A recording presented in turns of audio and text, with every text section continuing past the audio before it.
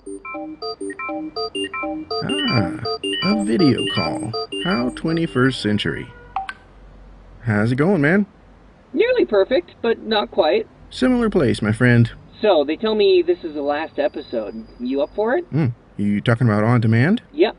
Well, I got the snacks and the comfy spot. The wait's over, my friend. It's live and available. Then you gotta go, Tyler. I've, kind of been waiting for this. This is On Demand Free, On Demand. This episode is all about the choices we make and the consequences of choice. The fun of our first 2 episodes will follow you here, so hang on. Gino gets things rolling. Sort of. Once upon a time, in a land far, far away, in a place called Potential Mayhem, there was a young man named Gino, who seemed very submissive, willing to help in any way possible. You need help? I'm your guy. One morning, the court-bearer of bad news approached Gino and said, "The king wants you to come clean the royal gutters." Gutters, right. I'll get on that. Gino said with a smile as he ran to his barn to retrieve a ladder. Once the horse thundered out of his yard, "It appears that would be my cue."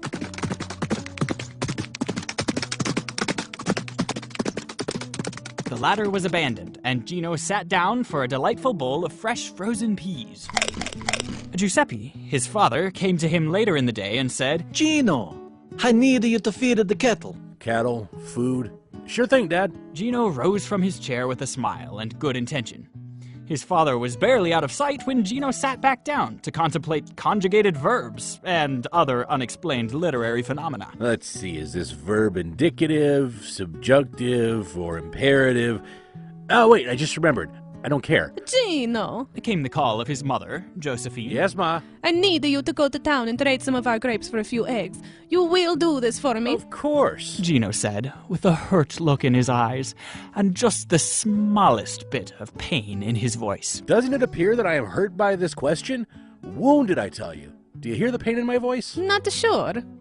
It is settled then. It is your sister Corina's birthday. I need the eggs for the cake. Hurry, hurry. All right. Hey, Ma, watch me go. See my feet moving? Gino chuckled as he walked out of the gate of the Portolini villa. Said Gino chuckled. Oh, heh, heh, heh, heh, he, ha, ha, ho, ho, ha. You can stop now.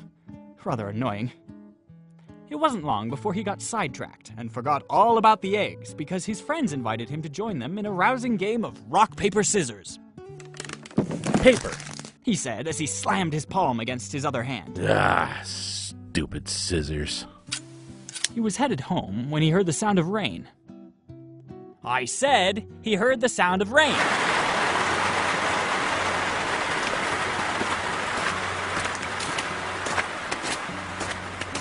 That's better.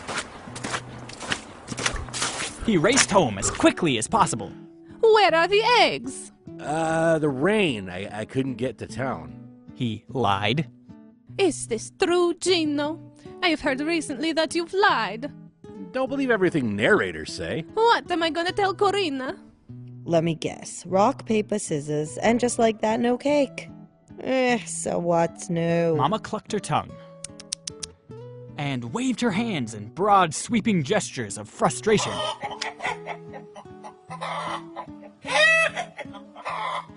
Do you see my broad sweeping gestures of frustration? The chickens noticed. They don't like it. Gino, didn't you feed the kettle? Well... They were so hungry, they broke through the gate and trampled Mallory's garden.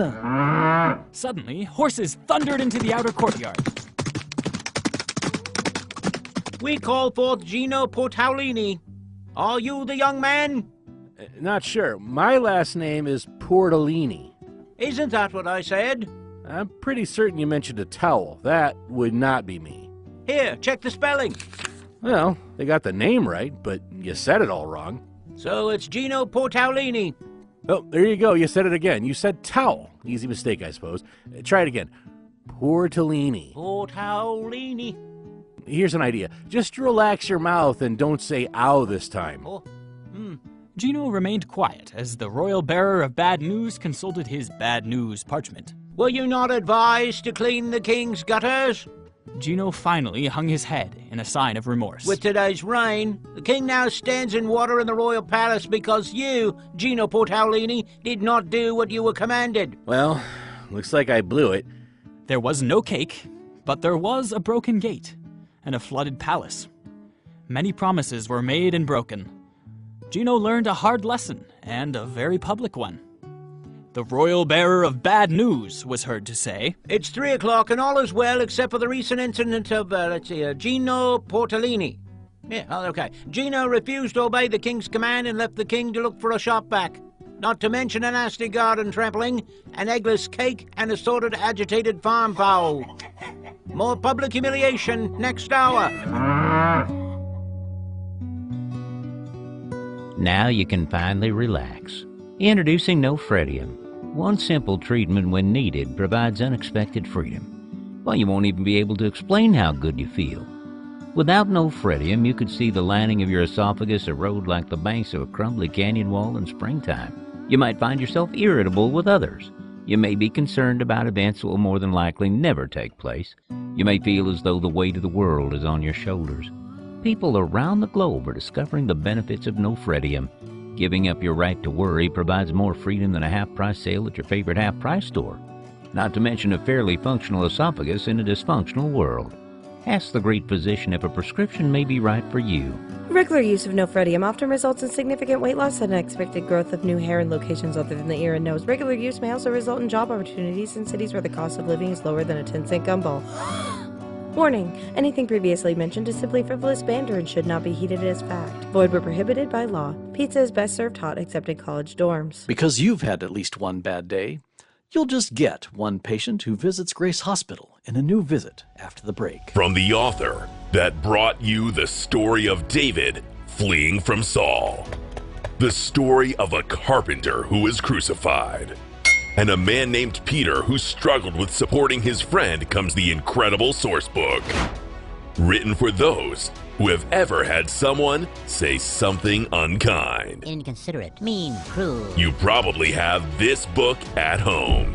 It's available free online. And it's a great reminder that even if you know that sticks and stones hurt, words cause pain too. Look for the Bible online or in your home and read it for life. Good morning. Welcome to Grace Hospital. What can we do for you today? It's my heart, doctor. Ooh, that's bad. Symptoms? Yes, I have those. Could you share some of them with me? Oh, right. Sorry, I've just been so distracted lately. So, symptoms? Yes, those are changes in the body or its functions experienced by the patient, that would be me, and indicative of disease. Yes, I know what the term symptoms means. In fact, that bit of knowledge probably cost me about $1,000 in medical school. You should have asked me. I use an online encyclopedia, and it's free. Good to know. Now, I want to make sure my next question is very clear. You're listening, right? Yes. And you came here for a reason, right? You're so smart. You mentioned it had something to do with your heart. So then what happened? No, this is where you help me by finishing the story. Oh, yes, my heart. This doesn't have to do with guilt, does it? I had a patient a couple weeks ago who wanted it surgically removed. Wait, I thought you signed a patient confidentiality agreement. Ah, but I never told you her name. Ah, I guess that makes it okay? Your heart hurts. You can tell that just by looking at me? Well, you told me so, just...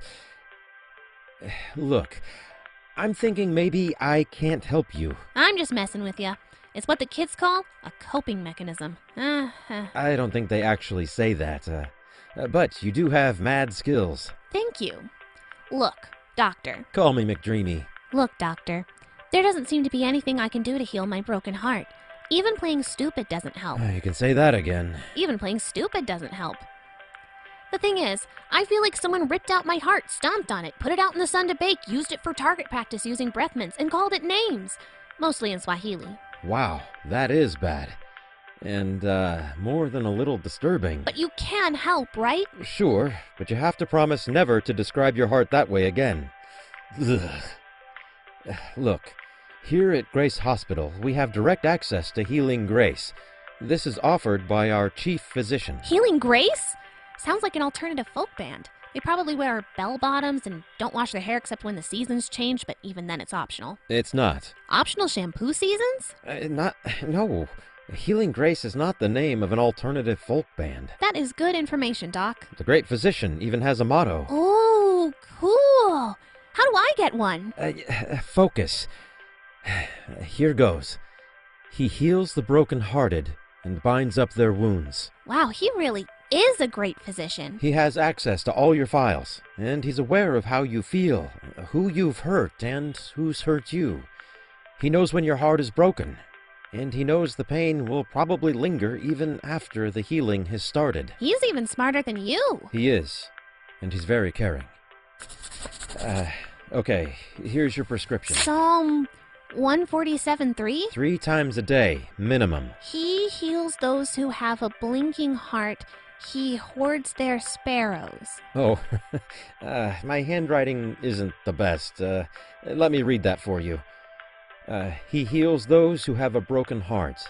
He heals their sorrows. That does make more sense, and is far more comforting. I mean, I have very little interest in hoarding sparrows, or a blinking heart for that matter. Creepy. Be sure to take that 3 times a day. That's right. I'd just like to thank you, Doctor. You can call me McDreamy. So, Doctor, can you direct me to the LA freeway? A few hundred miles west.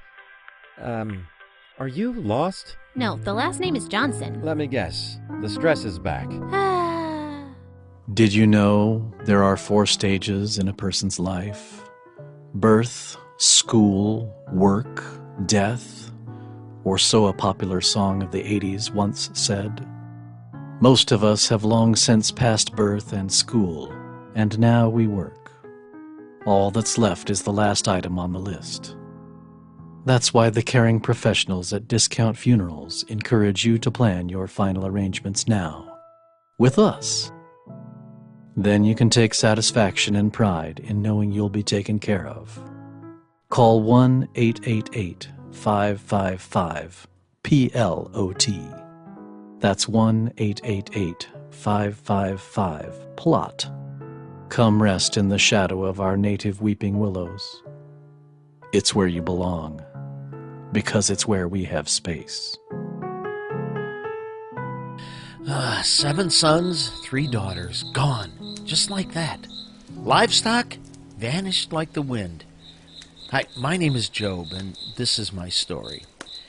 One after the other, reports came in telling me of wind, fire, and bandits.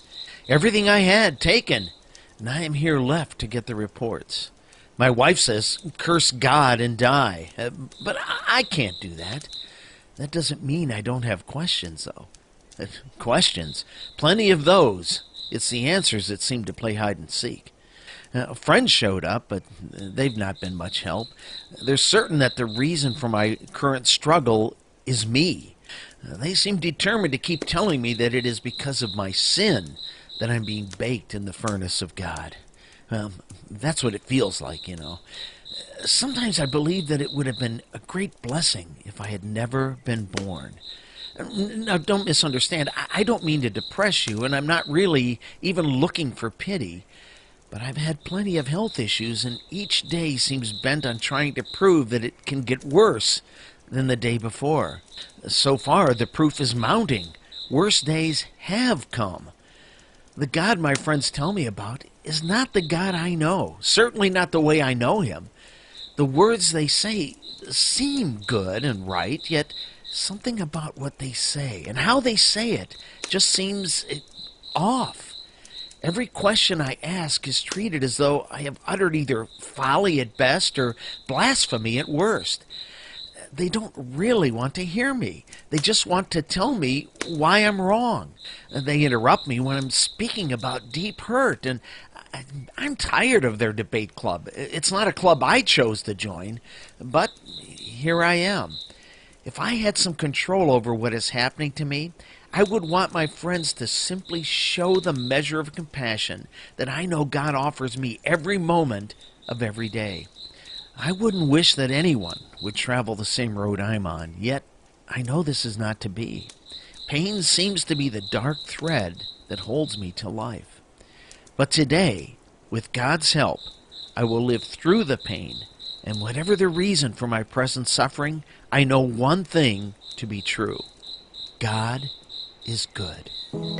Paterfamilias Posterity and Counselor is a divine law firm that never turns clients away. No matter what you've done, when you've done it, or any penalty associated with your crime, check in with our team and let them guide you through the roles and responsibilities associated with a not guilty outcome. Keep this name handy, Paterfamilias Posterity and Counselor. For more information, call 555-JOHN 316. That's 555-JOHN 316. Our staff is always ready to answer your call.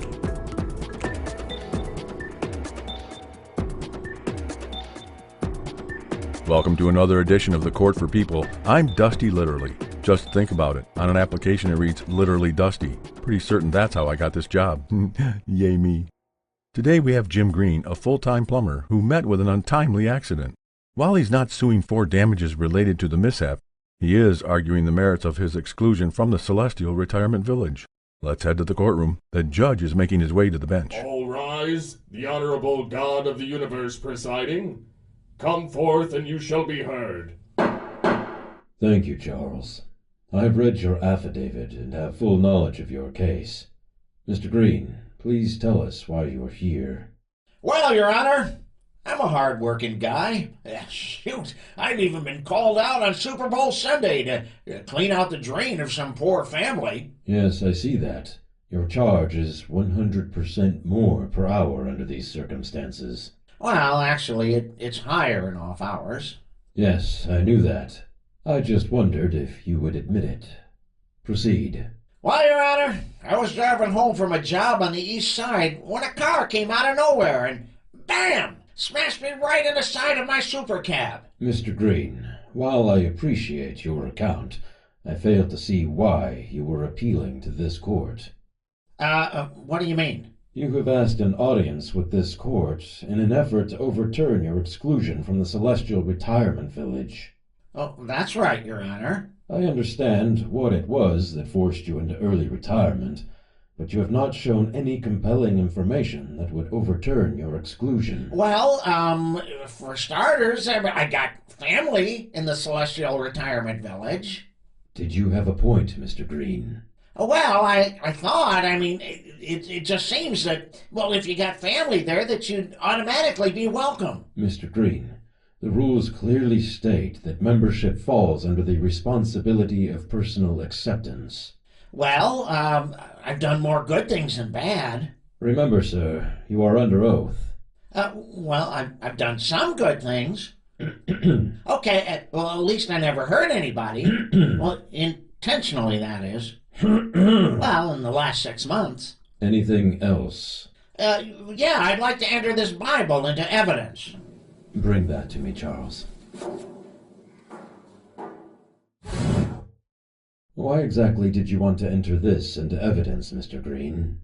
Well, I guess to show that I kept a Bible in my home at all times. Did it happen to be buried in the basement, Mr. Green? I guess, it has been a while since I had a chance to read it. This doesn't really help your case. Well, I went to church. Yes. Christmas and Easter. 7 years ago. Well, there are other times, too. In fact, I was in church not too long ago. You're referring to your funeral. Yeah, but they sang hymns and everything. Okay, I think I have everything I need to make a decision.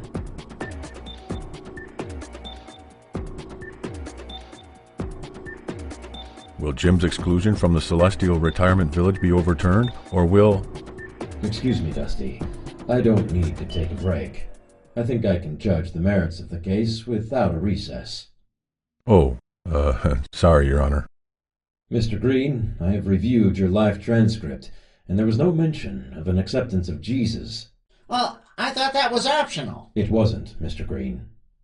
You see, There have been many who have lived vile lives and were able to stand before this court unashamed, because they were judged by the perfection of Jesus and not their own. Oh, wait, that's possible? Some agreed to allow Jesus to pay the price for their misconduct. That's all there is to it? Well, that's the beginning of everything else. Why didn't someone tell me before? You were told, on several occasions. Well, I guess I just, didn't believe it. And that is the point, Mr. Green. You are hereby sentenced to separation from me for the duration of your retirement, in a place of torment and heat.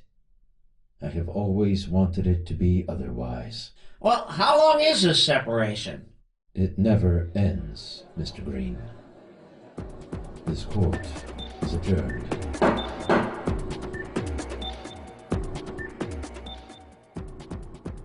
Here at On Demand, we're always looking for the next great idea. We take the time to go behind the scenes to see what some of our team considered, and why 2 of them may have forgotten the reason for this show. Stay tuned. From the makers of Forever Living Policies comes Active Hydration, a therapeutic refresher that is guaranteed to never run dry, guaranteed to quench soul thirst and give you the courage you need when that next step seems impossible. Ask for it by name and use it lavishly. Active hydration may also be referred to as living water. Accept no substitutes, no charge. Must ask to receive. Come thirsty, stay satisfied. Living water. How are we going to follow that up? We did have a lot of success with beach blanket tiddlywinks. And who could forget Moon over Missoula? Or the classic It's a Wonderful Kite. Those 2 were my ideas. Good memories. But they need a new script idea by tomorrow. What about a princess who is invited to sleep overnight at a palace and, for some reason, she's forced to sleep on a bunch of mattresses, one on top of the other? How many? About 100. She sleeps on the top, having taken motion sickness pills ahead of time, and she's still capable of discovering a little-known secret. Someone had put a pea underneath the mattress at the very bottom. You bring this idea up every time, Kim. I might be able to go with it if she would simply reject her royal position and take her sensitivity skills and enroll in a school for chiropractors, where she'd meet up with a swashbuckling musketeer on a personal vendetta before having his back knocked out of joint when he was forcefully thrown from his horse in a highly entertaining altercation with a troll. Stephanie's right. Your idea doesn't have enough action. Let's see, how about this? Pastry Man. Pastry Man? Let's see, he's a superhero whose backstory is checkered by the loss of his parents who, ate too many glazed donuts. Does he have a sidekick? That's in development. But I think it should be an insulated mug of Frappuccino. Lots of whipped cream. Meaning? I don't know yet. How about Bagel Boy? And how is that different? Well, you see, now he dedicates his entire life to eradicating the evil of glazed and jelly-filled donuts in the Metroplex, but he still likes coffee. Not very believable, Joe. Come on, most people who come to the movie are going to be eating movie popcorn. That stuff's got junk to clog a person's arteries for the better part of the decade. No use instilling guilt on a movie-going public. Some ideas work for a documentary, but a crime fighter with a grudge against fried pastries and the ill effects of high cholesterol isn't gonna sell many movie tickets in Sheboygan. Or any other city, for that matter. Maybe you're right. Hey, Steph, do you have any ideas? What about an alien that mysteriously finds himself in a suburb, befriended by a little boy who bribes it with candy? What kind? What kind of what? Candy? I'm not sure. Jelly beans. No, it's got to be something with peanut butter in it. Well, what does this alien look like? More like a prune than anything else. He starts acting like the boy, and the boy begins to act like the alien. The government gets involved, And the boy and the alien look like they're at the end of their story. There's a flying bike to show that we can do special effects, and a single parent, because that's just standard procedure in movies. Well, what do you think?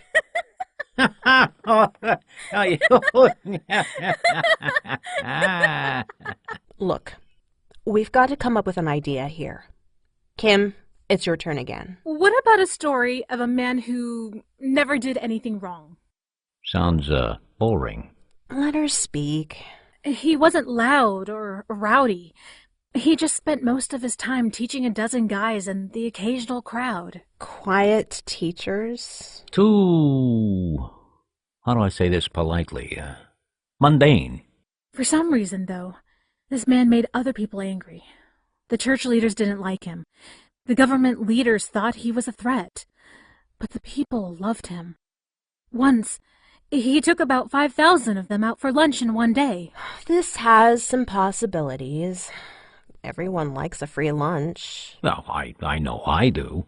The church leaders, the government leaders, the common man. They all turned against him. So what happens? Does he escape to fight another day? No, they kill him.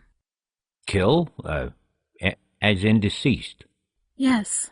Well, that's pretty permanent. It's not the end of the story. It's not? He's in the grave for 3 days, and then he gets up and leaves.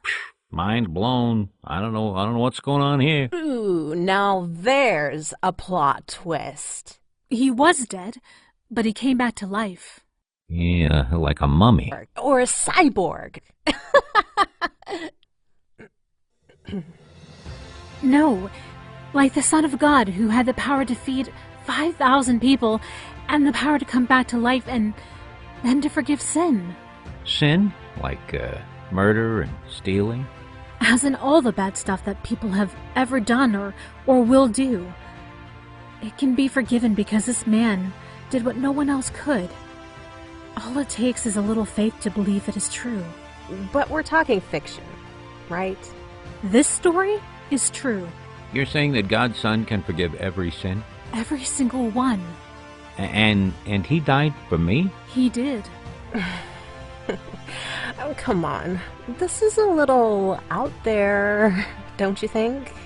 What do you think, Joe? Come on. No one's gonna buy this, right?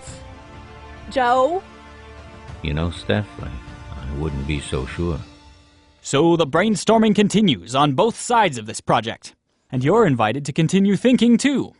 Our cast has put together something called an OID. That stands for Oral Interpretation of a Drama. Lots of voices, one message. A few words, repeated. Stay close. Stay on demand. You're encouraged to get your vision checked regularly. The Clarity Council can help give you improved vision and the ability to identify objects that may cause you to stumble. Once fitted with the new vision correction, you'll discover greater light to understand that there are places where your next step will help and others that will be detrimental to positive forward movement. The Clarity Council provides vision correction 24 hours a day, and they're available nights, weekends, and holidays. You don't even need to wait for an appointment. The Clarity Council, correcting the vision of humanity from day one.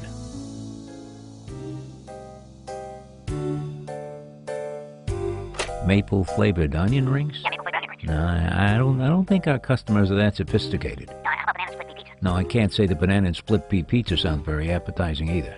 I tell you what, just send the 4-cheese fondue. I know. Why don't we get you some Limburger? You like that? No, I'm quite certain we couldn't use Limburger. So what? Yeah. How about, if we get you some... I say, I gotta go. We'll see you tomorrow. Hey, Dad. Stan, how you doing, son? Oh, all right, I guess. All right. How could things be any better? You graduated near the top of your class. You got scholarship offers for college. What's the problem, son? I'm not sure I want to go to college. You're kidding, right? No. Oh, I get it. You want to work for a while. Pay your own way. That's commendable. I'm proud of you, son. No, Dad. Listen to me. I don't want to go to college, and I don't want to continue being a crummy busboy in this rundown restaurant. I'm sorry, Stan. I didn't know you felt that way about the family business. Charlie knows all about the business. Let him run it. Oh, you're right. Your older brother does know a lot about the restaurant, but I always thought you'd be here to help, too. It's just not enough, Dad. Well, what do you want, son? I have big plans for the future, but it takes a lot of money to get where I want to go. Are you asking for a loan? No. I want my inheritance.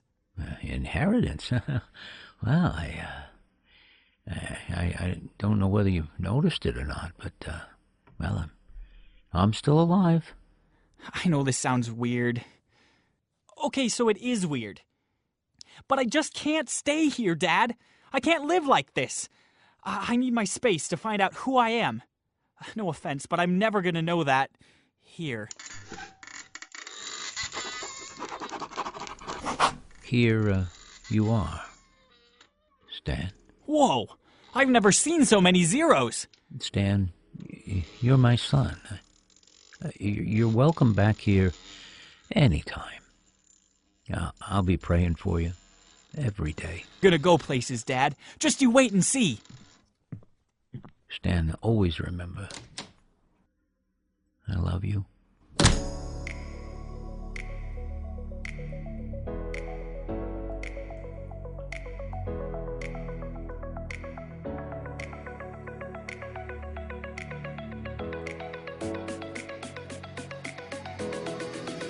Stan booked a first-class flight to the big city, where he was sure fame and fortune were waiting with open arms.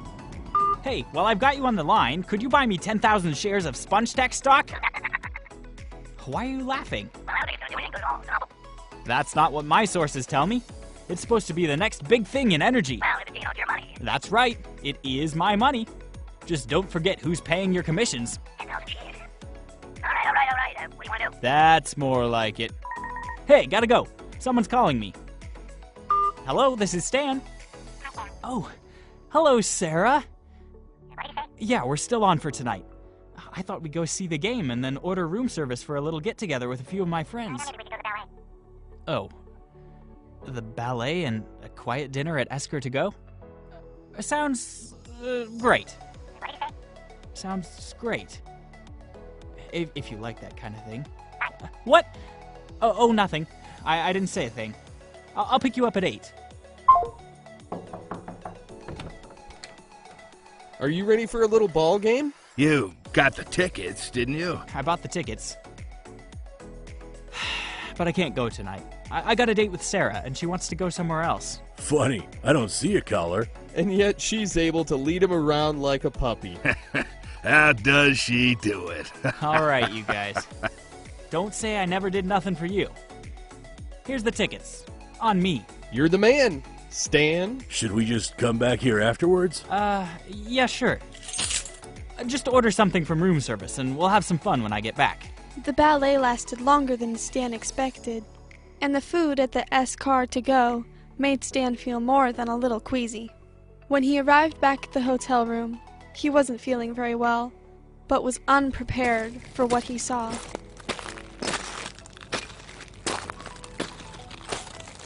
What did you guys do? Oh, hey, Stan, the game was a little boring, so we came back here. Yeah, room service wasn't terrible. What? You guys should probably go. I gotta work in the morning anyway. Come on, guys. Yeah, we better run. Stan moves a pizza box and some other items from the couch and sits down to look over his checkbook. He's not happy with what he sees. I am not happy with what I see. I could have predicted that. Oh, wait. I did. I can't keep picking up the tab on these little get-togethers. And it looks like I'm going to have to move to someplace a little, less expensive. I've got a lot to think about. Stan fell asleep on the couch, his head resting on a bag of some artificial and unnaturally orange cheese snacks. The next day, after washing, unnaturally orange powder from his face, Stan was the recipient of more bad news. Yeah? What? Slow down. What? It did what? This isn't funny. You're not joking? No. Stan had just been told that Sponge Tech has filed for bankruptcy, and he has lost most of his inheritance. What do I do now? I got a few friends. Stan had to share his disappointment with someone, so he called Sarah. Certainly she would understand. Yeah, I just got a call from the brokerage, and that stock you told me about? Well, the company was here yesterday, gone today. Sarah? Hello? Something must be wrong with my phone. Then again, maybe not. Skip, hey! No, I don't think so. No, my biggest investment went south. I don't think I'll be able to go to any games for a while. Know any inexpensive motels around here? Hello? Skip? Okay, wow. This is bad. Once Stan had settled up with the hotel, he had just enough left over for a kitty cheeseburger meal at the local fast food place. Yeah, I'd like a kitty meal with a juice box and a toy for a male child. Well, that was rude. So that's the way you really talk? It does explain a lot. And as Stan left the drive-thru, how could I have been so foolish? Even the busboys at my dad's restaurant eat better than this.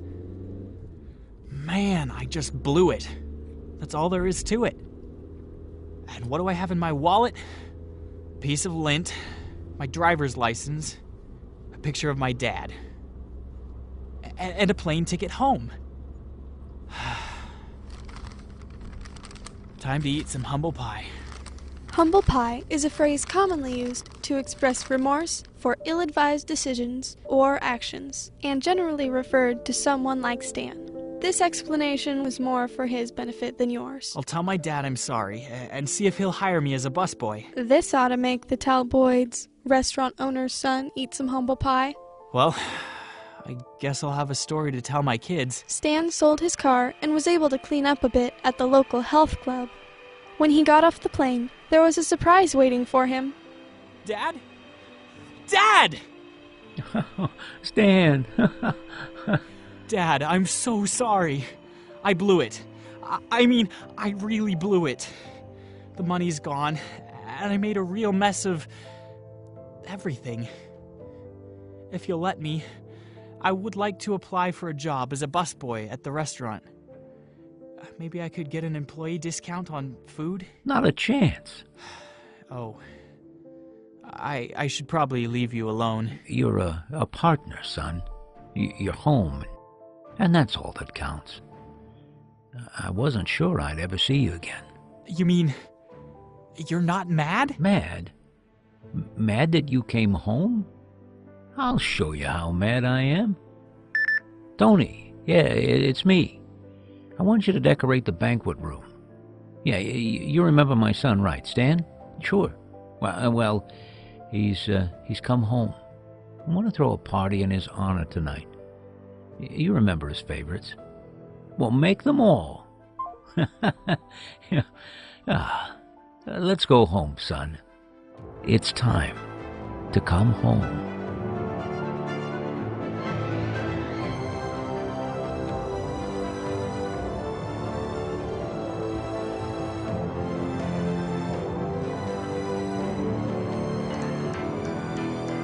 When you want to change from the change that you changed to do, it may be time to reevaluate the reason for change.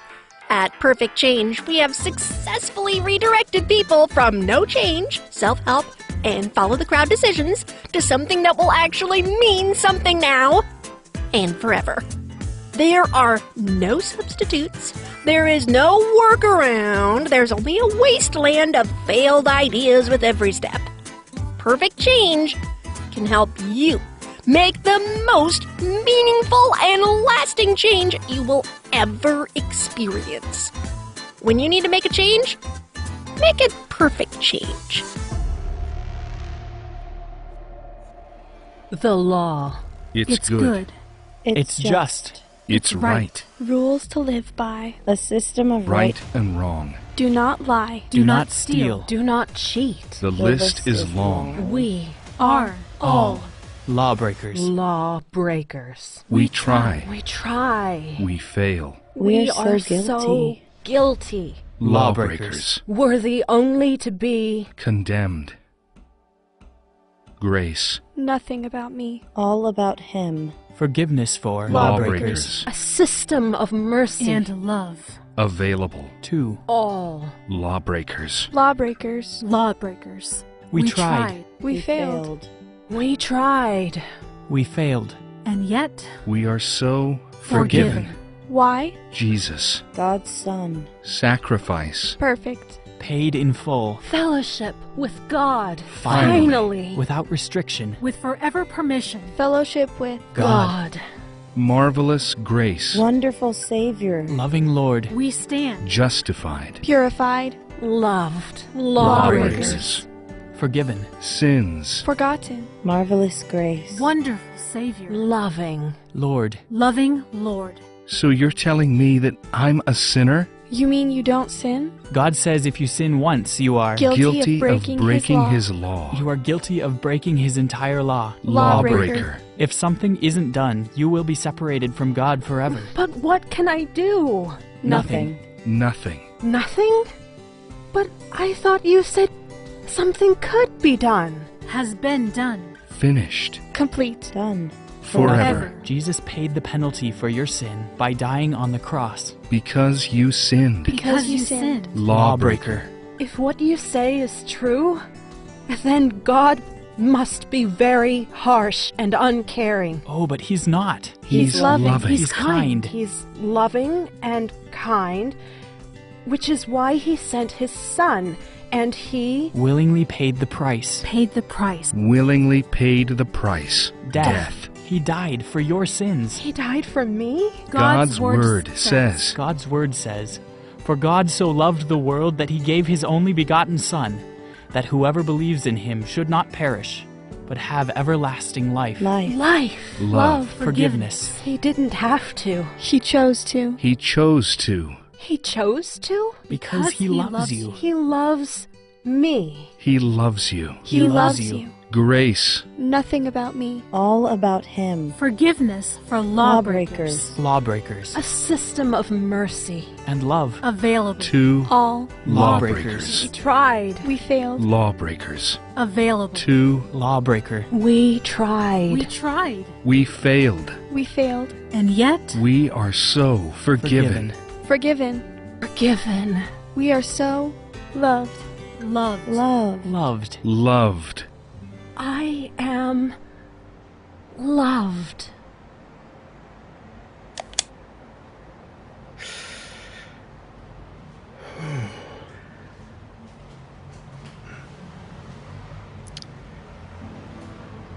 There's someone else I need to talk to this time.